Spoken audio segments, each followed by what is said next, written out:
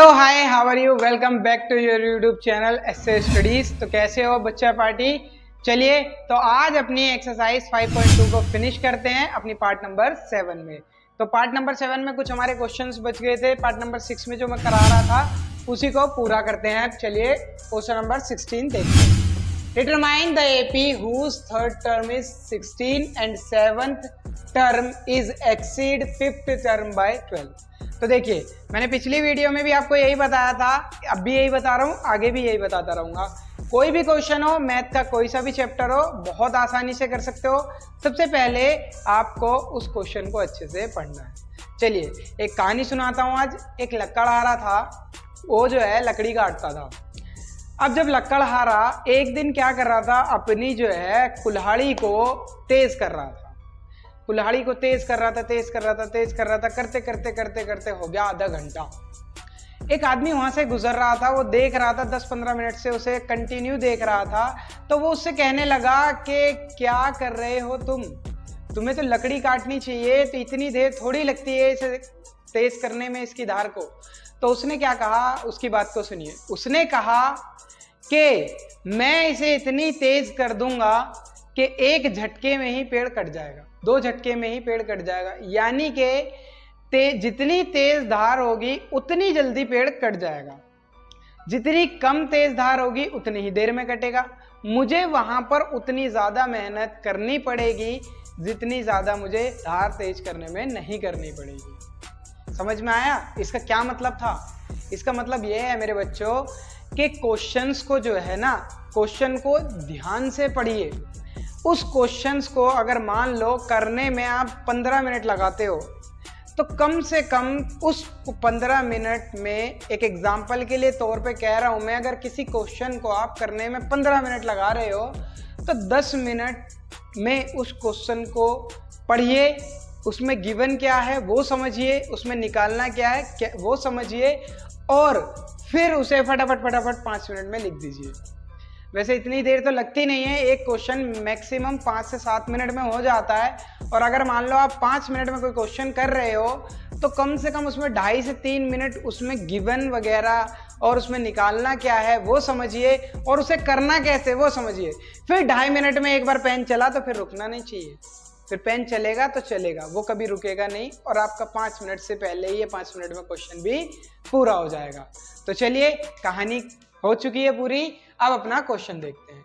Question में भी वही करते हैं। सबसे पहले जो आपको समझाया, डिटरमाइन द एपी निकालनी है। थर्ड टर्म इज इतना एंड, चलो तो लेट कर लेते हैं। Let the AP is A1 A2 A3 ... infinite है। गिवन क्या है? A3 थर्ड टर्म कितनी है? 16। आपको पहले ही बताया है, अगर थर्ड टर्म दी हुई है इसे क्या लिख सकता हूं? A+2D = 16, equation 1। आगे कह रहा है सेवेंथ टर्म इज एक्सीड्स। पिछले क्वेश्चन में ही बताया था, एक्सीड का मतलब होता है ज्यादा, मोर। तो क्या करेंगे? प्लस सेवेंथ टर्म जो है वो 5वीं टर्म से, यानी कि A5 से कितनी ज्यादा है? 12 ज्यादा है। कितनी ज्यादा है? 12। A7 को क्या लिख सकता हूँ? A+6D = A5 का क्या लिख सकता हूँ? A+4D +12। अब देखिए ये भी प्लस का है, प्लस का है, दोनों कट गए। अब मैं इसे क्या कर सकता हूँ, ये प्लस का 6D था और ये प्लस का 4D है, तो 4D को इधर ले आते हैं, ये माइनस का 4D हो जाएगा = 12। 6 में से 4 चला गया, 2D बचा, चलो 2D = 12। अब ये 2 मल्टीप्लाई में साइड में जाकर के डिवाइड, और ये कट जाएगा, D = 6 आ गया। अब इस D की वैल्यू को इसमें डाल देता हूँ। Put this value in equation 1 we get. जब मैंने इसमें डाली A+2 × 6 = 16, A+6 × 12 = 16, A = 16, प्लस का 12 था, साइड में जाकर के -12, और A = 16 में से 12 गया तो क्या आ गया? 4 आ गया। क्या आ गया? 4। अब देखिए किसी भी एपी को निकालने के लिए पहली टर्म चाहिए और कॉमन डिफरेंस चाहिए, तो क्या एपी नहीं आ सकती? पहली टर्म तो ये आ गई, दूसरी टर्म क्या होगी, a प्लस डी। ए कितना आया है 4, डी कितना आया है 6, कितना हो गया 10, यानी कि a2 10 हो गया। a3 निकाल लेते हैं, a3 क्या होगा a2 प्लस डी। a2 कितना है 10, d कितना है 6, 10 प्लस 6 16, a3 की वैल्यू भी आ गई।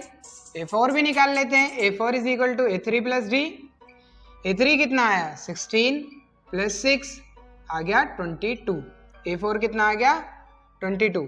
Therefore the required AP is, the required AP is क्या हो गई वो, पहली टर्म 4, दूसरी टर्म 10, तीसरी टर्म 16, चौथी term 22 dash dash dash dash dash. बताइए क्या कमी रही, कहीं रुके, बिल्कुल भी नहीं। ऐसे ही आपको करना है और अच्छे मार्क्स लेकर के आने अपने बोर्ड एग्जाम में और बाकी स्कूल टेस्ट में भी, स्कूल के यूटी में भी और मिड सेम में भी। चलिए अब करते हैं अपना क्वेश्चन नंबर 17। क्वेश्चन नंबर 17 में कह रहा है find the 20th term of an AP. 20 मतलब a प्लस 19d, a चाहिए d चाहिए फ्रॉम द लास्ट। अच्छा देखिए इंपॉर्टेंट हो जाता है ये क्वेश्चन जब ये क्या कह देता है, लास्ट से निकालिए। क्या कह देता है, लास्ट से निकालिए 20th टर्म। एपी दे रखी है तो मैंने एक फॉर्मूला बताया था लास्ट टर्म वाला, जिस भी बच्चे को याद है लिख के दिखाइए। इतने में गिवन वगैरह लिख देता हूँ। गिवन क्या है, एक एपी दे रखी है, बताइए जल्दी से सोच करके क्या बताया था भैया ने पिछली वीडियो में, जा करके उसे भी देख सकते हो क्या बताया था। तो पहले मैं यहाँ से लिख देता हूँ, a की वैल्यू क्या आ गई 3, a2 की वैल्यू क्या आ गई 8, क्यों, क्योंकि d चाहिए, d is equal to a2 minus a1। a2 कितना है 8 माइनस 3 यानी कि d की वैल्यू 5, d की वैल्यू क्या आ गई 5 आ गई। यहाँ से d की वैल्यू 5 आई और यहाँ से a की वैल्यू 3 आई। अब देखिए जब d की वैल्यू 5 आ गई, a की वैल्यू 3 आ गई, अब हमसे क्या कहा है 20th term, 20th term from the last. तो बच्चों याद आया क्या, अगर किसी को याद आया तो कमेंट कर दीजिए, जल्दी बताइए formula. 20th term of an AP from the last, from the last. तो एक फॉर्मूला बताया था मैंने मेरे बच्चों, लास्ट से अगर एपी पूछता है तो उसका फॉर्मूला था L minus N minus 1 D. करना कुछ नहीं था, a की जगह l लगाना था, प्लस की जगह माइनस लगाना था, बाकी सेम रहेगा। अब देखिए l कितना है, l मतलब लास्ट टर्म, और l यहाँ पे दे दिया तुम्हें an या l जिसे कहते हैं कितना, an कह लो इसे या l कह लो। ये आपको दे दिया 253, कितना दे दिया 253, ठीक है, an या l दे दिया आपको 253। तो यहाँ रख देंगे 253 माइनस n कितना है 20, पीछे से निकालनी है पहले से 20 माइनस 1, और d कितना निकाल लिया हमने 5। 253 माइनस 20 माइनस 1 19 इंटू 5, पहले बोर्ड मास लगेगा, 19 5 द 95, 253 माइनस 95, 13 में से 5 गया 8 बचा, 4 में से 9 गया तो 5 बचा, 1 बचा। अब क्या आ गई 158 आ गई, आंसर आया 158, यानी कि 20th term. Therefore 20th term from the last, from the last of an AP, of an AP is 158। क्या है 158 है वो टर्म, 158 आई हमारी टर्म जो कि लास्ट से कितने नंबर पे है 20 पे है। तो आया समझ में। देखिए कोई भी क्वेश्चन में नहीं रुक रहे हैं, किसी भी क्वेश्चन में, क्यों, क्योंकि चल रहे हैं पैटर्न से, लक्कड़ हारे वाली की कहानी को नहीं भूलना है बिल्कुल भी। चलिए देखो क्वेश्चन नंबर 18 क्या कहा, the sum of 4th and 8th term is 24। अच्छा जी, ये थोड़ा सा और बढ़ा दिया है, ये क्वेश्चन भी इंपॉर्टेंट हो जाता है आपका।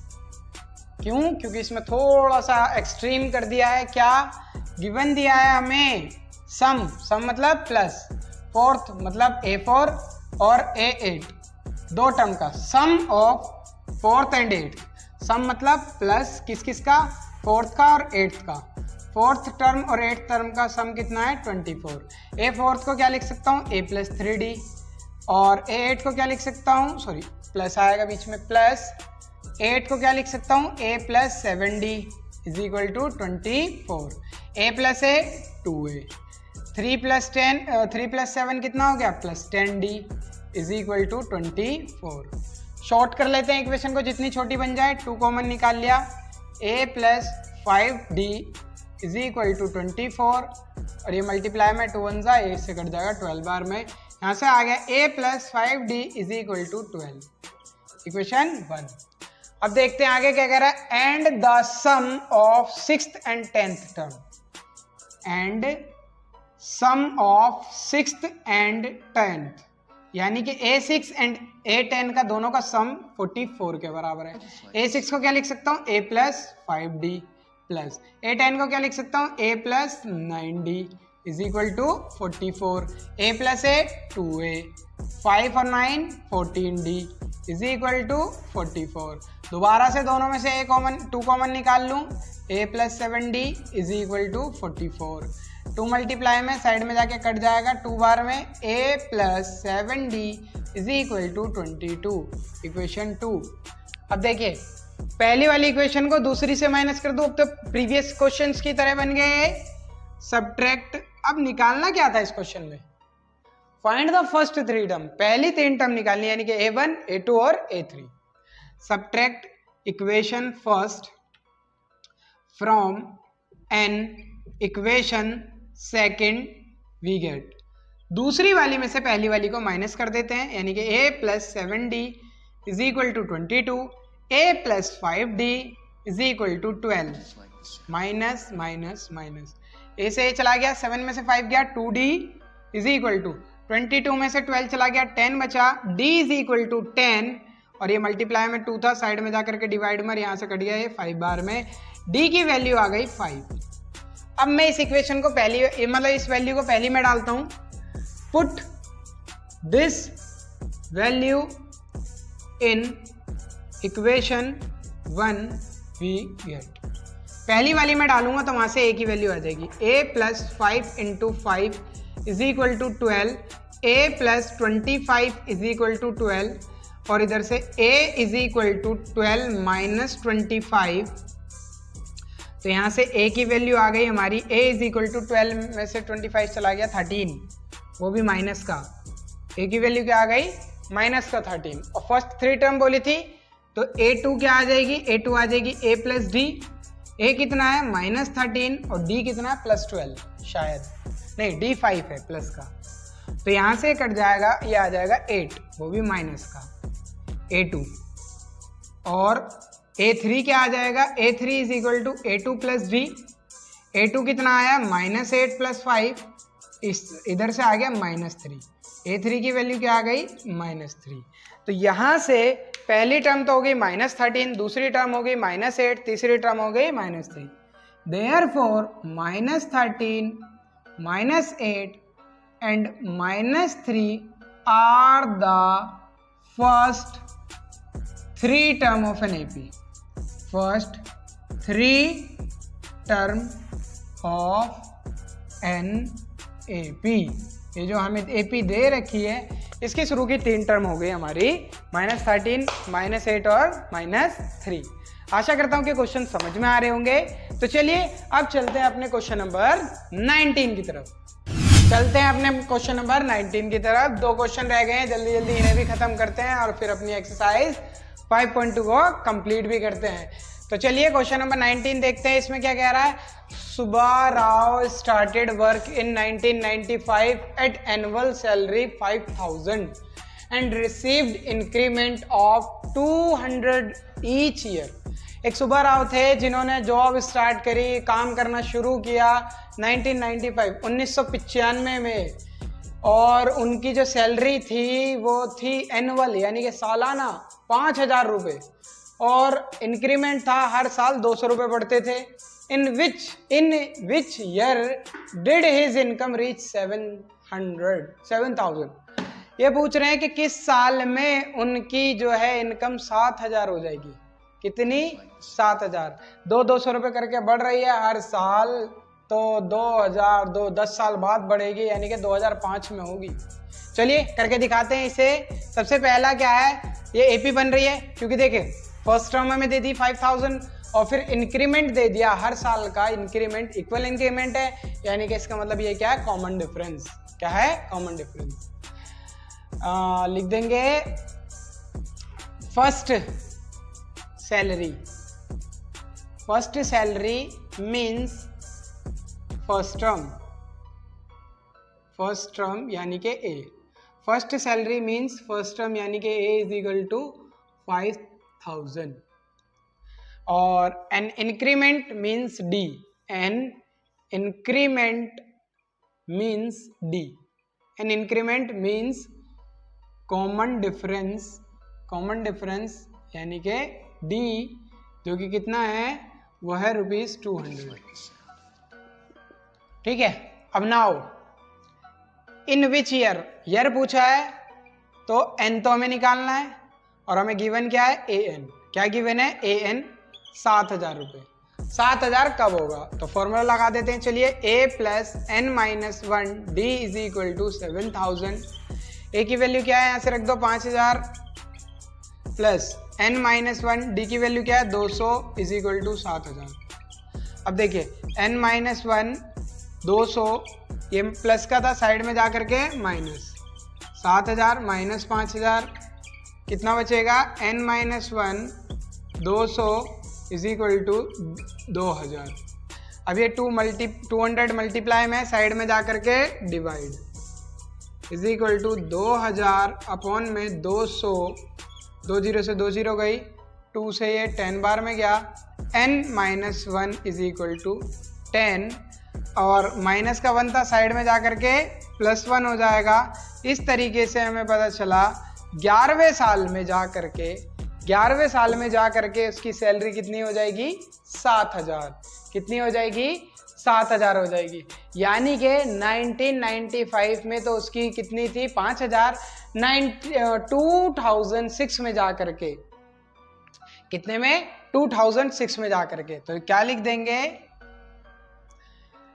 इन विच ईयर, तो आफ्टर 11 ईयर, आफ्टर 11 ईयर या 11 year later, his income reach ₹7,000। कितनी? 7,000। अब अभी कितनी थी, नाउ ईयर कौन सा था, 1995, इसमें 11 प्लस कर दो तो ये हो जाएगा 6002। मीन्स इन 2006 ईयर 2006 में हिज इनकम रीच ₹7,000। 7,000 हो जाएगी उसकी सैलरी कब, 2006 में जाकर के, यानी कि 11 साल बाद। चलिए अब करते हैं अपना क्वेश्चन नंबर 20 जल्दी से। Ramkali saved ₹5 in first week of a year. साल के पहले हफ्ते में रामकली ने 5 रुपए बचाए। Then he increased her weekly saving is 1.75 rupees. Ramkali ने साल के पहले हफ्ते में तो 5 रुपए बचाए, अगले हफ्ते में उसने 1.75 बढ़ा दिए, फिर उससे अगले हफ्ते में फिर 1.75 बढ़ा दिए। अब ये कह रहा है if in the nth week में उसकी इनकम इतनी हो गई तो वो n निकालना है। तो कंडीशन वही है। चलिए इसमें भी गिवन है फर्स्ट टर्म या first week of a year, saving in the first year, saving in the first week of a year. First week of a year means A, यानी कि first term is equal to कितना है, ₹5। And increased saving, increased weekly saving, increased weekly saving, increase weekly saving कितनी है, वो है ₹1.75 rupees. The above condition is, ऐसे लिख देते हैं चलो, the above condition, the above condition follows arithmetic progression, follows AP। इस पे भी लिख देते हैं the above concept, the above condition या concept follows AP। ये AP को फॉलो कर रहा है, इसलिए हमने AP का यूज भी किया इसमें। अब देखो ये फर्स्ट टर्म है, ये हमारी कॉमन डिफरेंस आ गई D। नाउ AN हमें दे रखा है, nth term AN is equal to 20 plus 7.5। अब AN क्या होता है वो तो आपको पता ही है, A plus n minus 1D is equal to 20 plus 7.5। A की वैल्यू क्या है, A की वैल्यू है 5 प्लस n माइनस 1, D की वैल्यू है 1.75 इज इक्वल टू 20.75। अब ये प्लस का है तो साइड में जाकर के माइनस होगा, n माइनस 1 और ये रह गया आपका 1.75 इज इक्वल टू 20.75 माइनस 5। अब देखिए पॉइंट से मिला करके माइनस करते हैं कभी भी, अब यहाँ पे पॉइंट नहीं था तो इसलिए पॉइंट के बाद 2 0 हो गई, क्योंकि काफ़ी बच्चे गलती कर देते हैं इस चीज़ में भी। 1.75 इज इक्वल टू, देखिए 75 आ जाएगा, पॉइंट 20 में से 5 गया तो 15 बच गया। अब ये मल्टीप्लाई में साइड में जाकर के डिवाइड में हो जाएगा, n minus 1 is equal to 15.75 upon 1.75। तो देखिए ऊपर भी 2 पॉइंट के बाद है, नीचे भी 2 पॉइंट के बाद है, दोनों का पॉइंट हट जाएगा और यहाँ से आ जाएगा n minus 1 is equal to 1575 upon में 175। चलो 25 से डिवाइड कर देते हैं, 25 छिंग 150, 25 तिया 75 और ये चला जाएगा 25 छिंग 150, 25 एकम 25 नहीं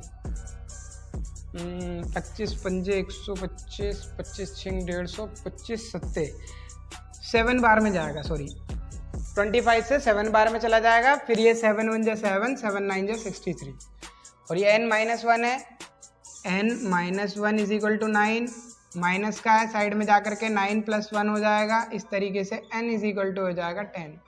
यानी कि वो 10वें हफ्ते में कितने रुपए बचा पाएगी, 20.75। तो लिख देंगे, क्या लिखेंगे, for if the nth week therefore the n is 10। n की वैल्यू पूछी थी इसलिए ज़्यादा लिख ही नहीं रहे, n की वैल्यू पूछिए तो n लिख दिया। चलिए तो हंसते खेलते हमारी एक्सरसाइज 5.2 भी कंप्लीट हो चुकी है। बहुत मेहनत लगती है वीडियो बनाने में बच्चा लोग, और आपके लिए हर एक क्वेश्चन कराया जा रहा है। जैसे कि आपसे कहा था, कोई भी डाउट हो बेझिझक पूछिए, किसी भी एग्जाम्पल में, किसी भी क्वेश्चन में, किसी भी एक्सरसाइज के क्वेश्चन में। और खास करके एग्जाम्पल इसलिए मैं समझा रहा हूँ क्योंकि देखो एग्जाम्पल तो हर बुक में होते हैं, एग्जाम्पल हर बुक में होते हैं, आपको कितनी सॉल्व बुक मिल जाएंगी, एनसीईआरटी में भी होते हैं। और मैं खास करके एनसीईआरटी के एग्जाम्पल इसलिए करा रहा हूँ क्योंकि वो बहुत ज़्यादा इंपॉर्टेंट है आपकी एक्सरसाइज के लिए, आपकी जो है क्या कहते हैं आपका कॉन्सेप्ट के लिए, और सबसे ज़्यादा आपके बोर्ड एग्जाम के लिए, क्योंकि बोर्ड एग्जाम में डायरेक्ट एग्जाम्पल में से भी आता है एनसीईआरटी के। और अगर आपने एग्जाम्पल कर लिए तो आपको एक्सरसाइज के भी कुछ कॉन्सेप्ट बिल्डअप हो जाते हैं, उनसे भी इजीली आप क्वेश्चंस कर लेते हो। तो इसलिए आपको सारे एग्जाम्पल्स प्लस एक्सरसाइज का हर एक क्वेश्चन का हर एक पार्ट, छोटे से छोटा और बड़े से बड़ा पार्ट भी कराया जा रहा है।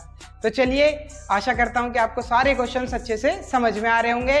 और अगर आपको अभी भी कोई डाउट है तो आप कमेंट सेक्शन में बेझिझक होकर के पूछ सकते हैं, भले ही वो कोई से भी सब्जेक्ट से हो, कोई से भी पार्ट से हो, कोई से भी चैप्टर से, कोई सी भी एक्सरसाइज से हो, मैथ्स की हो या कोई सी भी क्लास का हो। तो चलिए, हमारे साथ बने रहने के लिए आपका बहुत बहुत धन्यवाद। मिलते हैं आपको अगली वीडियो यानी कि पार्ट नंबर 8 में सम ऑफ nth टर्म के कॉन्सेप्ट के साथ।